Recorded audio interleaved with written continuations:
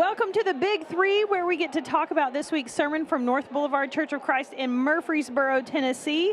We'll take questions and make observations from you, me, John, and this week's special guest, Nick Horton. So Nick is one of our shepherds here at church. Okay, Nick, would you like to introduce yourself? Tell us all about you. Yes, I'm Nick Horton, and I'm from Western Kentucky, and an elder here, and a retired school teacher. Got a wife and family. We've been here since 1992. Oh, that's great. All right, we're really glad you are here with us. Guys, we are in the middle of our Upside Down Movement series, and this morning's lesson was from David Skidmore. So we saw Saul on the road to Damascus literally get transformed at the hands of God. And I don't want to jump to my observation. That's my highlight just yet. But pretty much that's the story. It's told 3 times in Acts. It's just an incredibly powerful story of transformation. So powerful. And of course, as always, Skid did a great job. He always does. So, and you did a great job with your summary. So let's start with a question or observation world. The 3 of us, it's the Big Three. There's 3 of us. We're each going to share a highlight. So, Brother Nick, what was the thing that really stood out to you? I guess what really stood out to me was the fact that we are all vessels, but we're called to be filled with something in order for God's light to show that directional change. And if we don't get filled, if we're not vessels, then God's direction in our lives is not going to change. I do. My favorite part of the Great Commission, which is a verse we use around here all the time, is, I guess, the King James Version, and lo, I will be with you always. That we don't do this on our own. So I have a question for you. How do we get filled with the Holy Spirit? Like, how does that happen? The Holy Spirit comes into us when God touches our hearts, and we're given in several scriptures, we're given how that typically happens at baptism. And so the Holy Spirit is coming in and makes us a conduit of God's blessings to the world.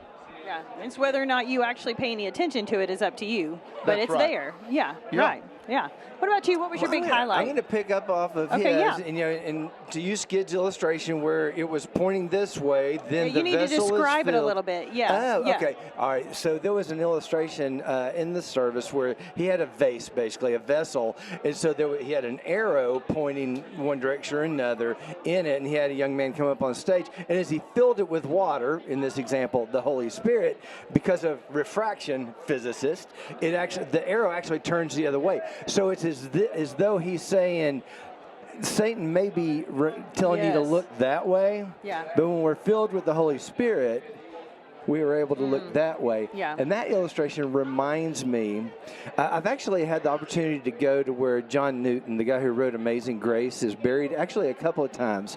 And I love to read his epitaph, and I wish I had it memorized because it sounds just like the Apostle Paul. The phrase that always stands out to me is the phrase that says, God restored me so that I could preach the gospel that I spent a lifetime trying to destroy. Oh, wow. So that's the Amazing Grace guy. Wow. His story sounds a lot like Paul's story. And so the surprise for me in this message is, and we see it all the time, God uses the most unexpected people to do incredible things. Yeah, I know. I think a lot of times we hear people, not just in the Bible, just people we run into who have made really bad choices and everything, and we think, can they really change? Because I think there's a cynical part of me that thinks that husband's never going to be a better husband. Right. That parent's not, But this example of Saul is the ultimate example of people can change. Absolutely. Ultimate. I love both of what y'all said. One of the things I wrote down, I love how Skid took a little time to talk about Ananias. I've never really thought that much about him and about the risk he took in obeying God. And how I never really thought about how when Saul came there, when Saul was on his way, he was on his way possibly to arrest and possibly maybe even have him killed. The man, Ananias, who was going to turn around and help him. And so I love how he said, God takes great pleasure in working through his people. Do you love that? That is a great phrase. Isn't that great? And I picked up on the 3 main characters there. That's Saul with the greatest transformation, Ananias with the greatest level of obedience, and Barnabas as a great encourager.